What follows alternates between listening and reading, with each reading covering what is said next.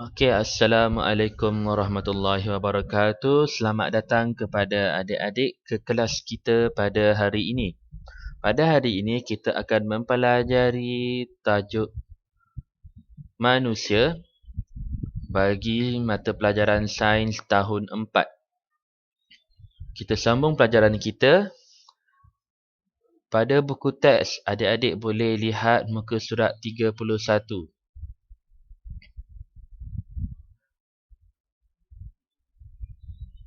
Okey, pertama sekali kita akan belajar tentang pergerakan dada semasa pernafasan. Jadi cuba adik-adik letakkan tangan di atas dada masing-masing sambil menarik dan menghembus nafas. Dapatkah adik-adik merasakan perubahan keadaan dada adik-adik? Ada pergerakan tak? Ya, ada. Jadi, kita lihat pada gambar yang ditunjukkan dalam buku teks. Semasa adik-adik menarik nafas, kita akan menyedut udara masuk ke dalam peparu. Apabila udara masuk ke dalam peparu, pergerakan dada adalah dada menaik. Kenapa dada menaik? Sebab udara masuk ke dalam peparu kita. Bila udara masuk ke dalam peparu kita akan mengembang. Ibarat seperti belon. Apabila belon dimasukkan udara, belon akan mengembang. Boleh? Jadi, dalam keadaan pernafasan kita, apabila udara masuk ke peparu, peparu mengembang, menyebabkan saiz peparu membesar dan menyebabkan dada akan menaik. Okey, kita lihat pula kepada keadaan dada semasa menghembus nafas. Apabila adik-adik menghembus nafas, udara daripada dalam peparu akan dikeluarkan ke persekitaran. Ini menyebabkan saiz peparu akan mengecil kerana udara dikeluarkan, menyebabkan pergerakan dada adalah menurun. Dada menurun apabila menghembus nafas. Menghembus nafas ni apabila udara dikeluarkan daripada peparu. Ini simple sahaja kan? Kita pergi kepada muka surat yang seterusnya. Okey, mari uji.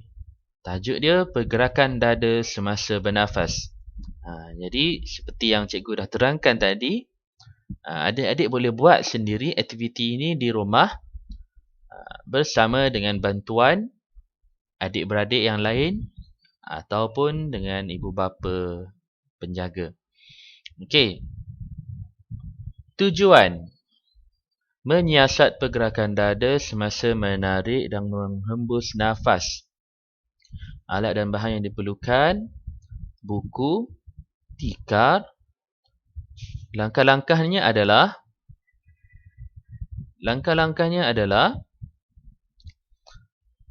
pilih pasangan yang sama jantina. Ni tak perlulah kat rumah kan. Kat rumah okey je. Jadi apa yang adik-adik kena buat adalah adik-adik berbaring secara menelentang di atas tikar. Kemudian langkah kedua, letakkan buku di atas dada. Okey, dan minta dia menarik nafas. Maknanya letak buku di atas dada, kemudian adik-adik menarik nafas dan menghembus nafas. Okey, daripada aktiviti tersebut, adik-adik buat pemerhatian dan tuliskan apa yang adik-adik dapat perhatikan daripada aktiviti tersebut di dalam jadual seperti yang ditunjukkan pada buku teks ni. Jadi kita lihat. Okey, tengok jadual untuk aktiviti menarik nafas. Okey. pergerakan buku. Sama ada buku itu naik atau turun bila tarik nafas. Adik-adik boleh kenal pasti daripada pemerhatian daripada aktiviti yang adik-adik buat tadi. Okey, untuk pergerakan dada pula, naik atau turun? Boleh. Cuba buat. Okey, sama juga dengan aktiviti menghembus nafas. Apabila adik-adik menghembus nafas, pergerakan buku itu naik ataupun turun. Boleh tulis kat sini. Okey, dan lengkapkanlah keseluruhan jadual ini. Kemudian adik-adik boleh menjawab soalan yang diberi. Soalan 1 dan soalan 2. Okey, kita lihat soalan 1. Apakah yang menyebabkan pergerakan buku berubah semasa menarik dan menghembus nafas dalam aktiviti ini? Adik jawablah. Okey, 2. Nyatakan rumusan kamu tentang pergerakan dada semasa menarik dan menghembus nafas. Okey, untuk soalan nombor 2 ni, adik-adik terangkan apa yang berlaku semasa menarik nafas. Apa yang berlaku? Pergerakan buku itu turun atau naik? Kan? Pergerakan dada pula macam mana pergerakan dia? Naik atau turun? Jadi untuk soalan 2 ni adik-adik kena terangkan pergerakan dada semasa menarik dan menghembus nafas. Boleh. Okey. Kemudian kita lihat pula muka surat yang seterusnya. Kadar pernafasan. Apa itu kadar pernafasan? Okey, jadi kadar pernafasan ialah bilangan pergerakan dada naik dan turun dalam 1 minit. Kadar pernafasan juga bergantung pada jenis aktiviti yang dijalankan. Perhatikan situasi di bawah.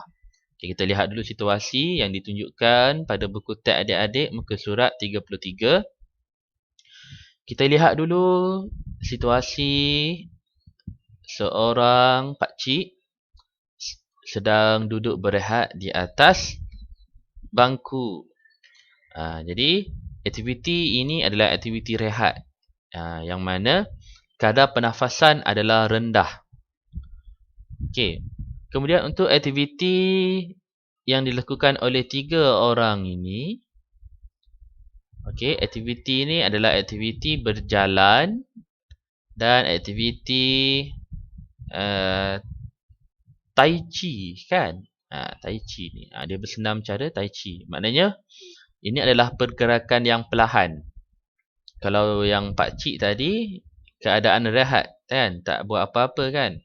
Okey. Kemudian 3 orang ini pula melakukan aktiviti yang perlahan, pergerakan yang perlahan sahaja. Jadi, kadar pernafasan untuk aktiviti ini adalah sederhana. Ini adalah kadar pernafasan sederhana. Kita lihat pula kepada aktiviti yang dilakukan oleh budak perempuan dan ibu dia. Kan? Jadi aktiviti ini adalah melibatkan pergerakan yang laju. Maknanya di sini dia berlari. Yang ini pula dia melompat, bermain tali skip. Okey. Jadi aktiviti yang bergerak laju, kadar pernafasan adalah tinggi. Boleh. Kita pergi kepada maksud kadar pernafasan semula. Apa maksud kadar pernafasan? Kadar pernafasan ialah bilangan pergerakan dada naik dan turun dalam 1 minit. Maknanya, dalam 1 minit itu, berapa kali dada adik-adik naik dan turun? Boleh. Kalau dalam 1 minit, terlalu banyak pergerakan dada naik dan turun, bermakna adik-adik bernafas dengan laju. Bila adik-adik bernafas dengan laju, itu menunjukkan bahawa kadar pernafasan tinggi. Boleh? Bagaimana pula dalam keadaan rehat? Apabila dalam keadaan rehat, kita tidak melakukan apa-apa aktiviti, kita bernafas dengan perlahan. Bila kita bernafas dengan perlahan, bila kita bernafas dengan kadar pernafasan yang perlahan, bilangan pergerakan dada naik dan turun dalam seminit adalah kurang. Menyebabkan kita panggil kadar pernafasan yang rendah. Okey, kita pergi pada muka surat seterusnya. Okey, aktiviti ini adalah mari uji kadar pernafasan manusia. Tujuan dia menyiasat hubungan antara jenis aktiviti dengan kadar pernafasan. Alat dan bahan, jam randik dan radio. Okey, langkah dia senang sahaja. Langkah pertama, pasang muzik selama seminit dan mulakan aktiviti berjalan perlahan. Selepas seminit, hentikan muzik dan berhenti melakukan aktiviti.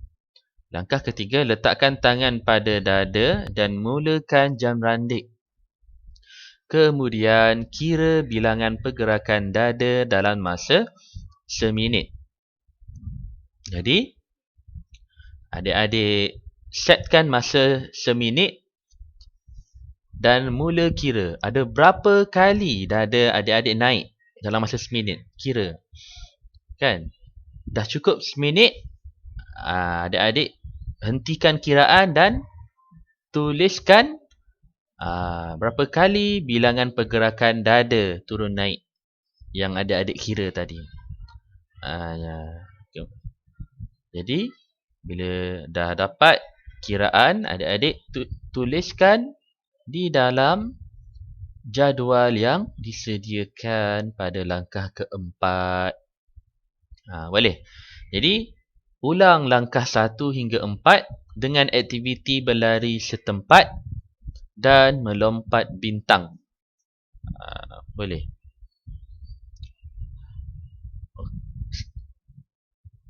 Kemudian, kita pergi kepada soalan. Ada 2 soalan. Soalan yang pertama, adakah terdapat perbezaan kadar pernafasan antara setiap aktiviti yang dijalankan? Ada tak perbezaan? Mesti ada. Kalau ada, nyatakan di mana perbezaan kadar pernafasan bagi 3 jenis aktiviti ini. Kan? Okey, soalan 2. Apakah yang boleh kamu rumuskan tentang hubungan antara jenis aktiviti dengan kadar pernafasan? Maknanya, kita kaitkan bilangan pergerakan dada turun naik dengan kadar pernafasan. Kan? Boleh. Daripada bilangan pergerakan dada turun naik ni, kita akan dapat tentukan kadar pernafasan itu sama ada kadar pernafasan yang rendah atau sederhana atau tinggi. Jadi adik-adik mesti kena lakukan aktiviti ini. Okey, seterusnya.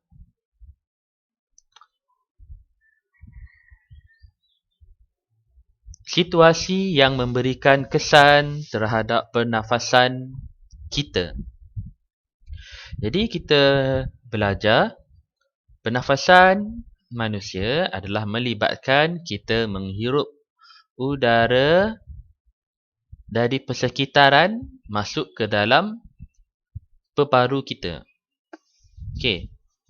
Jadi udara yang kita hirup itu mengandungi oksigen yang penting untuk sistem pernafasan kita. Okey.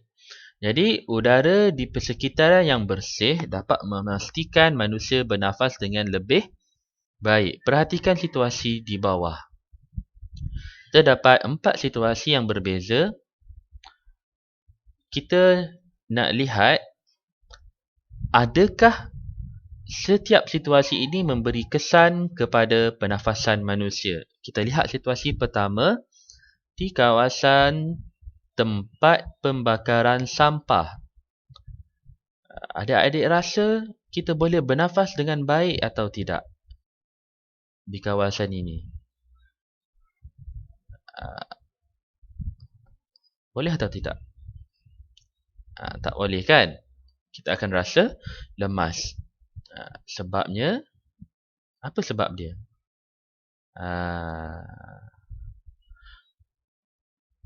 Sebab di kawasan ini mengandungi kurang oksigen. Okey, untuk situasi kedua pula adalah di kawasan taman. Taman rekreasi. Adakah kita dapat bernafas dengan lebih baik? Ya, kita dapat bernafas dengan lebih baik kerana persekitaran udara yang bersih. Kemudian kita tengok pula pada situasi yang ketiga. Situasi yang ketiga ni tempat terbuka yang berkumpul ramai orang. Adakah kita dapat bernafas dengan lebih baik di situasi yang ketiga ni? Tidak boleh kan? Kerana ini adalah kawasan tempat yang sesak. Ramai orang. Okey, jadi kita akan sukar juga untuk bernafas dengan baik pada situasi 3. Bagaimana pula dengan situasi 4? Situasi 4 ini kita boleh bernafas, cuma kita tengok ada asap rokok. Jadi asap rokok ini mengandungi racun yang bersifat toksik kepada sistem pernafasan manusia. Jadi ini dalam situasi 4 ini boleh menjejaskan kesihatan kita. Okey. Jadi bagaimanakah manusia dapat menjaga kesihatan peparu? Bagaimanakah cara dia? Dengan cara kita memastikan udara yang kita hirup untuk bernafas adalah bersih. Okey. Kita tengok pada info sains jerebu. Okey, jerebu ni adalah keadaan di mana udara di persekitaran mengalami pencemaran.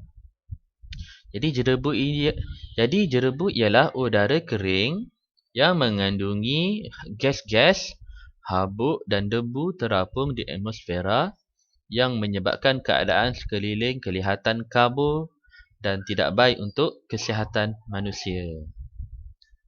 Ini adalah jerebu.